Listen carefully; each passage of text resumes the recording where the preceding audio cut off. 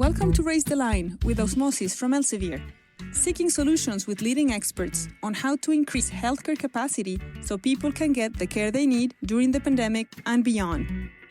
Hi everybody, I'm Michael Carrese, and today on Raise the Line we continue our focus on rare diseases with a look at Lennox-Gastaut Syndrome, a severe form of childhood-onset epilepsy.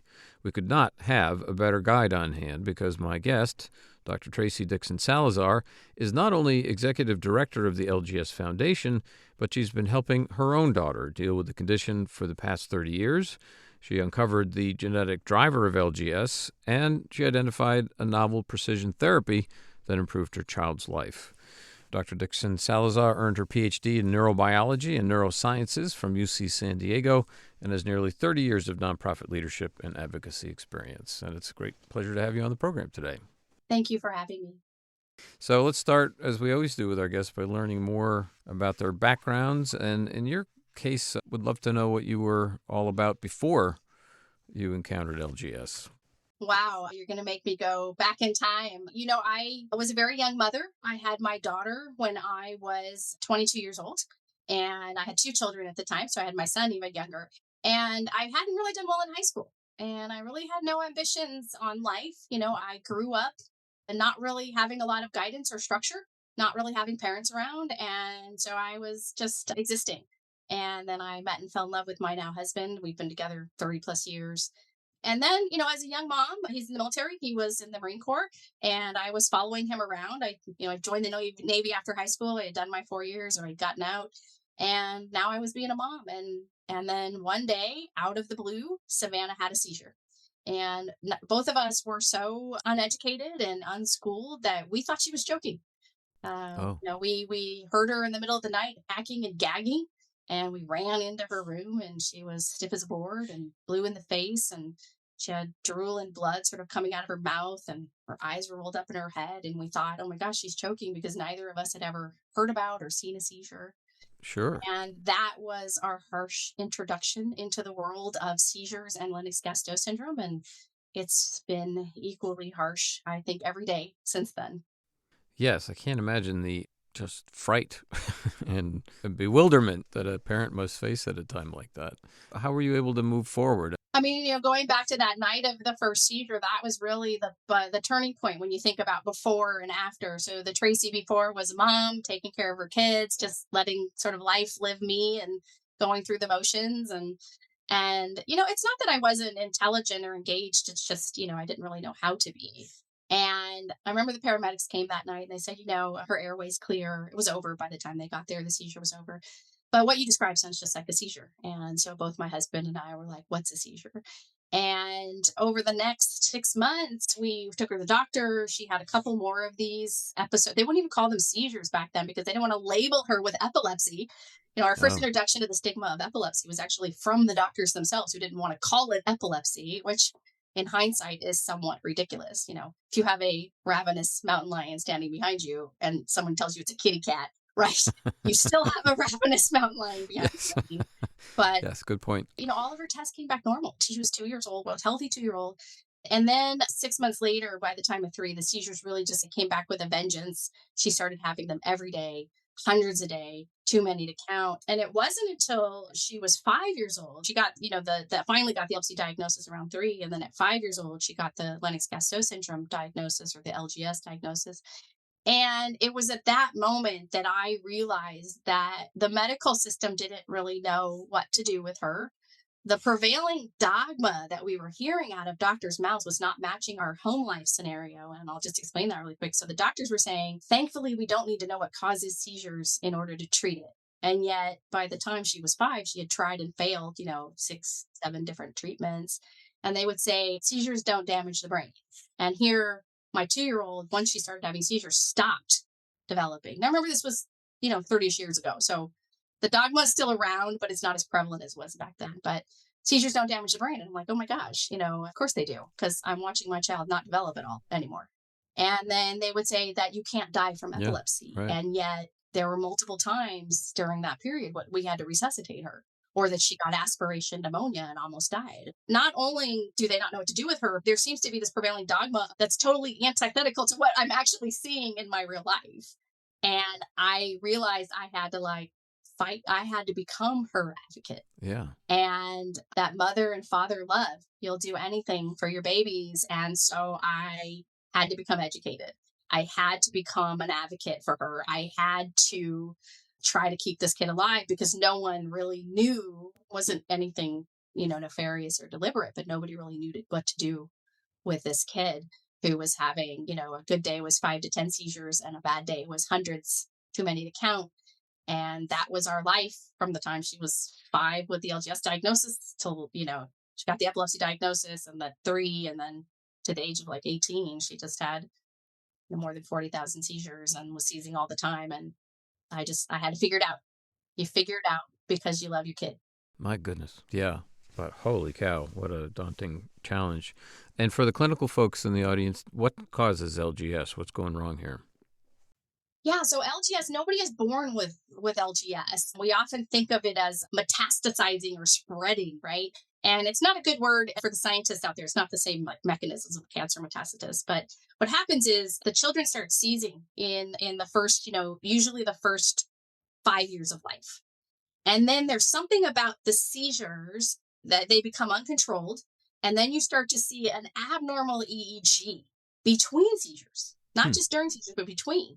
And it's because the brain is developing so rapidly in the first 5 years of life that the seizures then now start to change the way the brain develops. And what happens is the brain wires itself wrong, and that is LGS. So to get the LGS diagnosis, you have to have pediatric onset seizures that are almost always uncontrolled. I mean, you never see people with controlled seizures evolving to LGS. You have to have more than one type of seizure.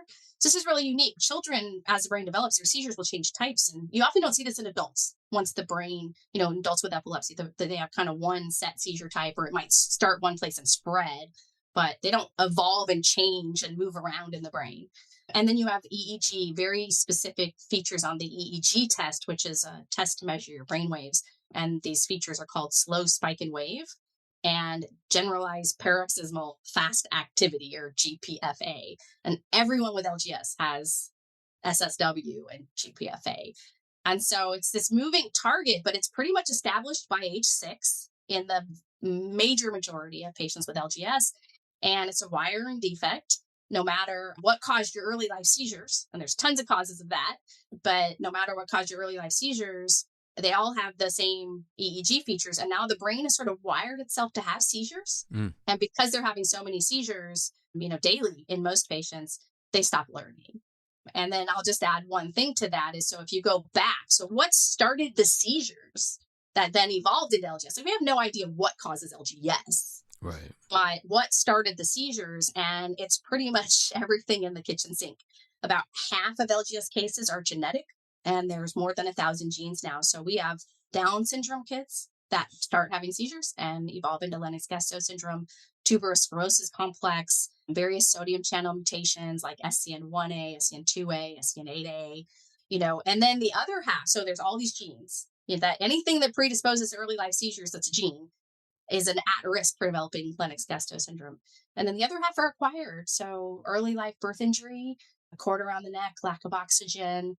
We've got a group of families that their kids developed cancer in very, very young age, and then post chemo developed seizures that then evolved into Lennox-Gastaut.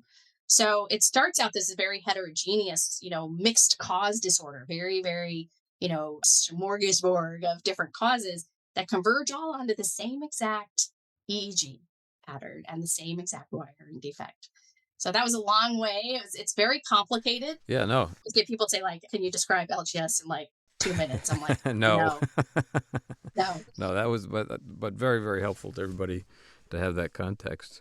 So, we've talked to lots of parents on the program who have kids with rare diseases, and they all tell similar sort of story about encountering a medical community that really didn't know much at all, and they had to educate themselves. But boy, in your case, you really educated yourself. And as I mentioned at the beginning, went on to do this really important research. So talk about that experience and how the research evolved and the results. Yeah, it really started out with this idea that 2 ideas. The first one was, what could make a healthy 2-year-old all of a sudden, out of the blue, start having seizures, and then 6 months later, their life is completely derailed? like forever. So that was the first thing. Like, what's the switch? And I was very curious about that. And the second thing was no one was really looking. I mean, again, when you go back to this dogmatic way of thinking, I'm like, well, what if we knew the cause? Maybe we could have like helped her in the beginning. And so I very literally was this naive. I thought no one in the world was studying epilepsy. So I thought I'm going to be like the first person in the world that's studying this and looking for answers. And I'm happy to report that during my education, I have met many thousands and thousands of people, tens of thousands that are studying epilepsy, but not a lot that study LGS. And I originally enrolled in college because I used to go to the library and check out books that were like 10 years old. There was internet at the time, but you could check out internet at the library for an hour this is how long ago this was. Oh my gosh. And there was very little. The internet was very, very young. It was less than 5 years old. So there wasn't much on it anyway. And then you could get interlibrary loans from the Library of Congress and stuff. So I get 10-year-old books and things. And I just would read. And I'm as in the course of my reading, just generally what could cause epilepsy? What could cause this? And I realized that I didn't understand the paper. So I had to enroll in college to take some English classes. And so I did. I enrolled in college, took some English classes, took 3 of them, got an A in English. Apparently, I must have learned something in high school. I must have retained something. Was highly motivated now, but all those, C's and D's and F's all of a sudden became A's now that I had motivation. And I realized that the papers I was reading weren't in English at all. They were in science and medicine, which are 2 different languages in and of themselves. And the 4th class is an ecology and evolution class. And we learned about genetics. We learned about Gregor Mendel. And I was at a junior college because I had years of remediating to do before I could get in any like real classes. I remember learning about Gregor Mendel and thinking, this is it. This is it. This is the switch. It's genetics. It's genetics. And I never went. I meet parents today and they're like, I need to raise $10 million. I am going to cure my child who's like 4. And I'm like, oh, wow. Yeah. I wish I had that level of self-confidence. I didn't. I just wanted to maybe one day know what caused Savannah's seizures. And so I spent, 7 years getting my bachelor's and then realized that I could go to grad school because grad school, if you were competitive enough to get in, you could offset your cost of tuition. Right. And get a stipend and stuff because we were very, very poor. Both of my husband and I grew up pretty poor and didn't have a lot of money as we were raising our young family. And then, of course, get a rare disease and then you'll have no money ever. Yeah. And then ultimately, got my PhD and did a postdoc in neurogenetics. My PhD was all in how the brain puts itself together. Postdoc was finding genes that cause these early life epilepsies and then giving a lot of mice and flies and stem cells and organoids these diseases and trying to fix them. Really, I just wanted to understand what could cause it. I never really thought I was going to be able to help Savannah. It was never the goal, but I ended up sort of heading that direction. And what was that discovery that put you on that path? Yeah. So my first year, so as an undergrad, I had volunteered in a genetics lab and we were using, single capillary sequencers to sequence a couple of exons at a time. And then 4.5 years to do my PhD and I come back and we're sequencing whole exomes. And I started my postdoc the first year that the exome capture kits were released. So you could capture just the part of the DNA where the exons were. I mean, this is like, looking back at science, right? Incredible. I thought, oh my gosh, this is incredible. So we were finding all these genes. And one day my postdoctoral advisor asked me how my daughter was doing. And I broke down into tears, which is every postdoctoral advisor's dream to have their student or their postdoc to cry uncontrollably. And he goes, well, why don't we sequence Savannah? And I was like, okay. It was kind of an ugly cry. And it was kind of a novel thought back then because our lab really focused on studying inherited forms of these diseases, right? Of these neurological diseases. And we didn't sequence sporadics, really. We didn't have a family history. So Savannah was really one of the first sporadics that we kind of went after trying to find the gene. So we sequenced mom, dad, and me. And my job was to do the sequencing and analyze the DNA and analyze. We had 1,000,000-line spreadsheets where we were analyzing variants because we were building a pipeline for analysis and variation. And it took me over a year. I just kept looking, but like first pass analysis, didn't find anything. Second pass, but then as tools would get created and you would get more information or more genes would be discovered that were linked to disease, you could look at them. And ultimately there were these tools that came out that allowed you to group genetic variants into the pathways that they lived in. So all of us are walking around with several hundred unique rare variants. They're just ours. And in the general population, usually they might be de novo, meaning mom and dad didn't give them to us. They kind of arose either in the sperm or the egg or after the sperm and egg came together. And they could be advantageous. They could be deleterious. And we know that rare diseases are a lot of these de novo deleterious, mutations. But we grouped all Savannah's 300 in pathways, and the calcium signaling pathway really came out for that. And to make a long story short, that led us to discover that she's got 7 mutations in L-type calcium channel genes, very, very high mutation load. And L-type calcium channels are really special in the brain for how they help neurons talk to each other. And they let calcium in the cell. And she's basically got too much calcium going in when these things open. And there was a drug on the market that blocks L-type calcium channels called verapamil. It's been around forever. It's not used in epilepsy at all. It's used in high blood pressure and arrhythmias, but it's FDA approved. So we had nothing left. I mean, by the time Savannah was 18, she had tried and failed 26 different treatments, drugs, diets, devices, and surgeries, and alternative therapies. She was having about 300 seizures a month on average. She was functioning still at that 2 to 3 year old age level. She was sleeping about 18 hours a day.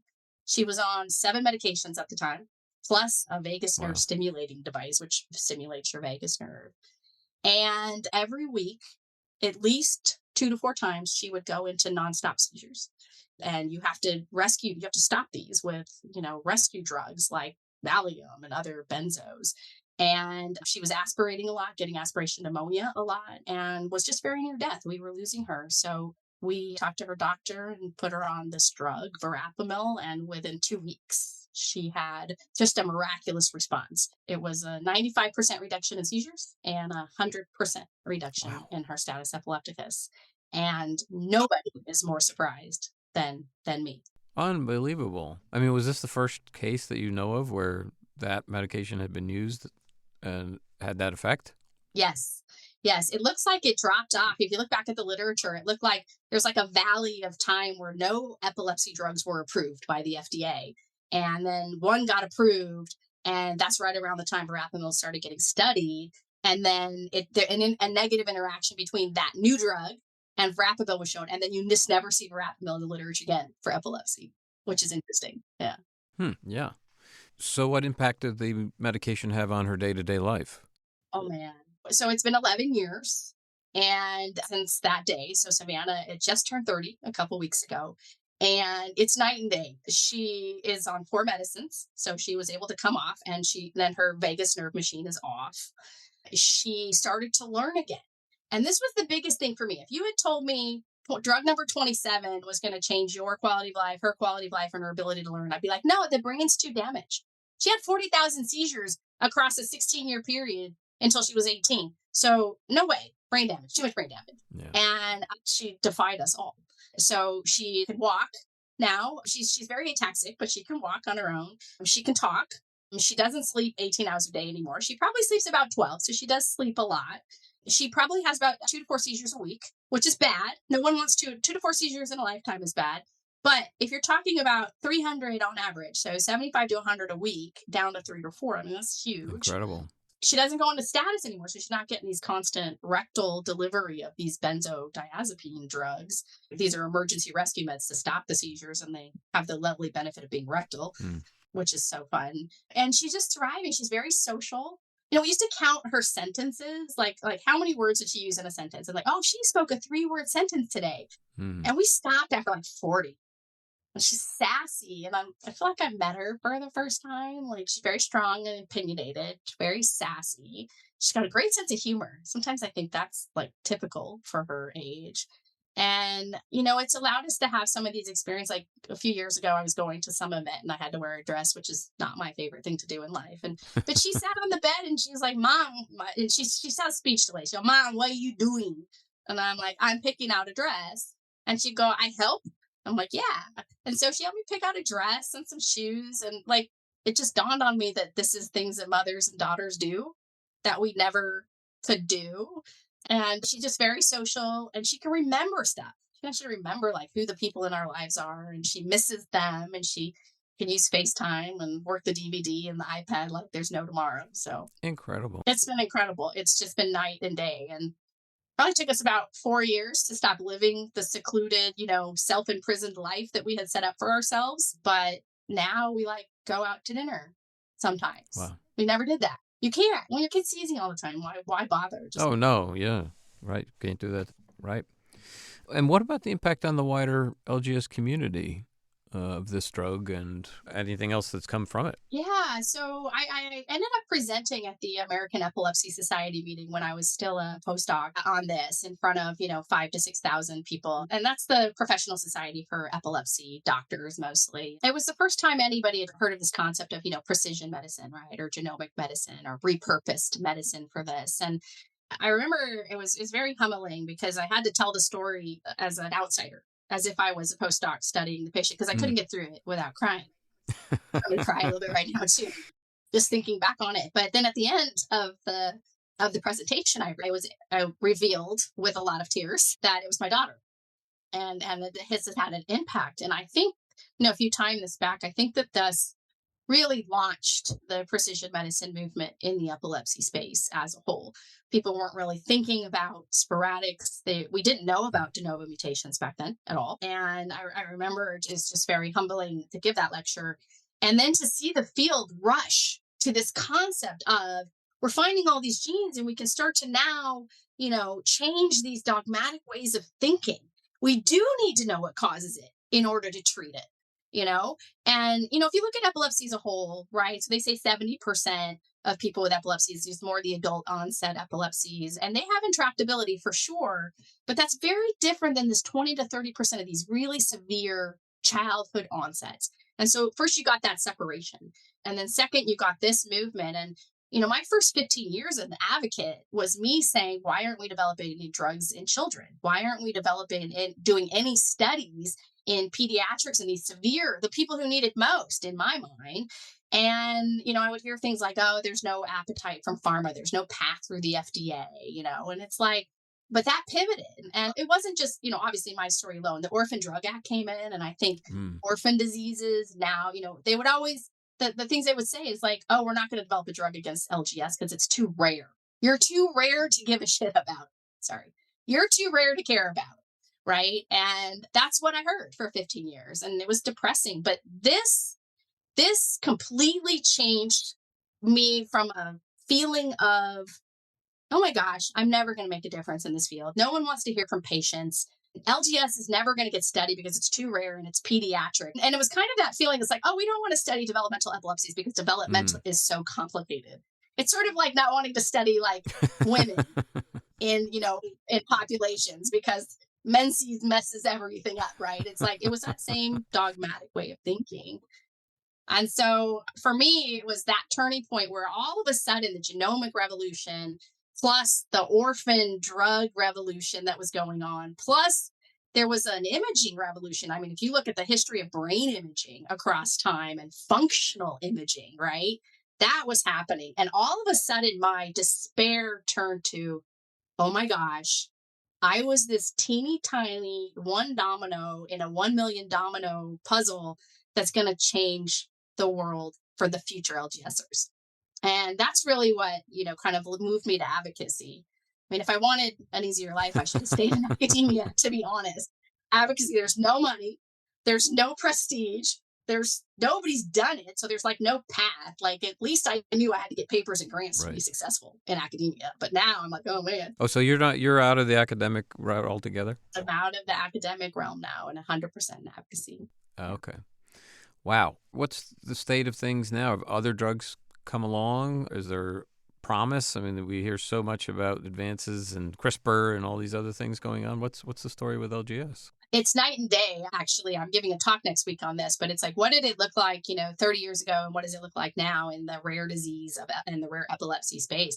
And it's night and day. So all of those dogmas that I mentioned about, not knowing what causes it and you can't die and brain damage, gone. They're gone. They're gone. They're proven. And yeah, there's some old timers that still sort of hold to that. But for the most part, those are gone. And we now, talk about LGS secondary to calcium channel mutations or LGS secondary to your trisomy 21 mutations. And you now have two ways to treat the disease. You could treat the Lennox-Gastaut syndrome, which is the EEGs and the network, right? And you hear the doctor say, oh, they look like they're going Lennox-Gastaut. So the EEG becomes very erratic. And we're looking at doing prevent trials, 5 to 10 years from now, that how can you stop it? If they look like they're going LGS, oh my goodness, stop it. But also you could get your ideological treatment, just like Savannah. And so there's a ton of research that's going on repurposed drugs for the ideologies, right, early on. And we know, from cases like Savannah and many, many reports now too, that even if they don't find a Yeah. medicine until they're 30, it can change their lives and the family's lives. And then, of course, gene therapy is rapid and on the rise. We work really closely with a lot of the foundations. Many families have started gene specific foundations. You know this. I can't fund research for 1,000 genes, right? Right. But I can focus on research to stop that evolution to LGS while they're focusing early. And like our friends at Test Research Foundation are going into gene therapy trials next year. And SCN2A is really working on N of 1 trials. And then there's tons of repurposing work going on. And can we repurpose this drug over here, to target the pathway? And it gives me so much hope. I had no hope for the first 15 years in the space. I'm not going to lie. It just felt like I was this tiny little rock hitting my head against a bigger rock wall, and not making any of a dent. And now it feels like all of us are like thousands and tens of thousands of rocks that are throwing ourselves up against this wall. And with the orphan drug change, and with the changes that we've seen in our ability for patients to have a voice in the whole process, right? Like, no one wanted to hear from me 15 years ago, but now patients have a platform. The system is slowly changing. And I hope one day I get a chance to write this down, or that somebody sees it, because to see something so dysfunctional change even a little bit for the better in your lifetime is actually a really beautiful, beautiful thing. Oh my goodness, what an incredible story. Absolutely incredible.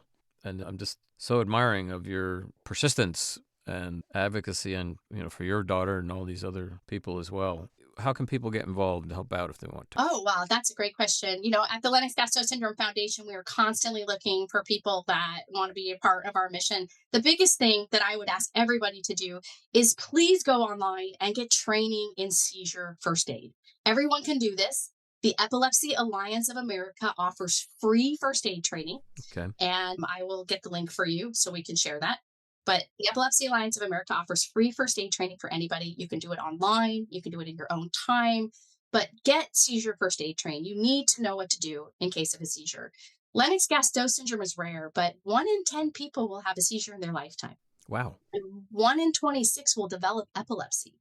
So epilepsy itself is not rare. So that's the first thing I would suggest. And the second thing is if you directly want to support the LGS Foundation, we have a group of families that are just devastated and exhausted by this disease. There's hope for the future, but for the most part, families are still living with daily seizures. Savannah's a miracle story in a lot of ways, and I'm fighting for that. So if you can donate, if you can share our social media posts and raise awareness of this disease, or if you want to go even further and volunteer in some way, please don't hesitate to reach out. lgsfoundation.org. I'm Tracy. You can find my email on the website too. And we're really just trying to help a group of people that could barely get out of bed in the morning because they're living in crisis mode all the time. And I know this because this was us 16 years.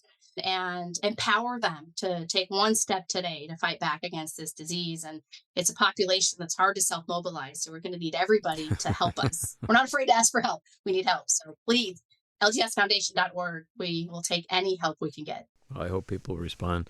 So as we wrap up, we always like to ask our guests to give advice to the med students, nursing students, and early career professionals in the audience about approaching a career in healthcare. But, given your story, I think they're probably quite inspired by how you managed to go from being not such a great high school student to becoming, a PhD. So what advice do you have for pushing on and, I guess, building the confidence that you were talking about along the way? I think the thing I learned many things, but one of them is just that this is a game of persistence. There's so many people that quit, and there's all these quotes out there that say, you only fail if you don't try. And there's obviously some truth to that. But if it's something you really want to do, you'll do it.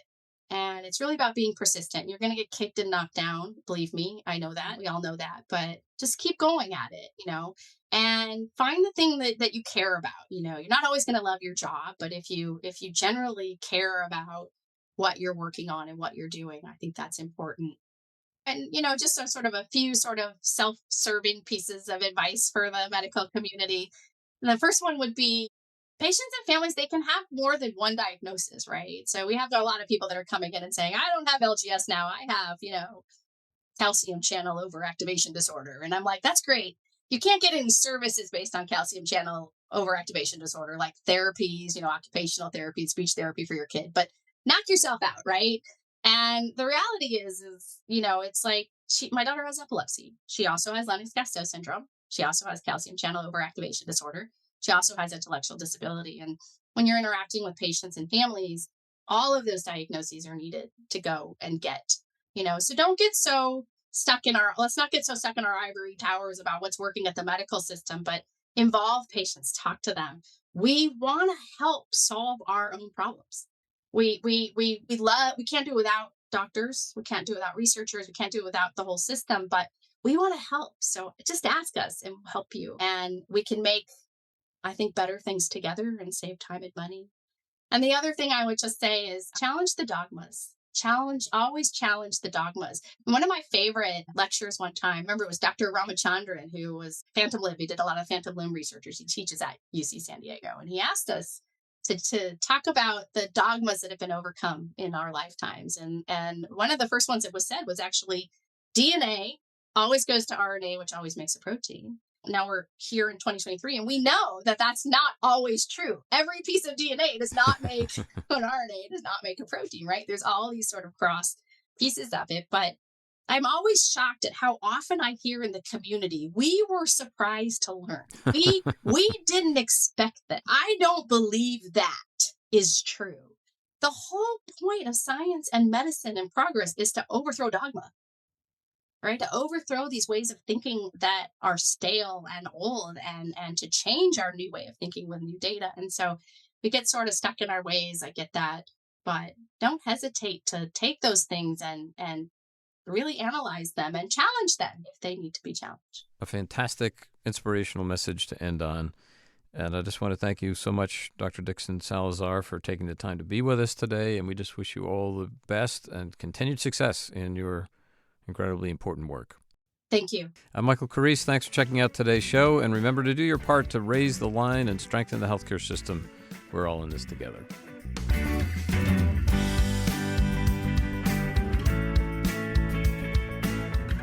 If you like this podcast, please share it on your social channels. You can also subscribe to the series and check out all of our episodes at osmosis.org/raisethelines podcast.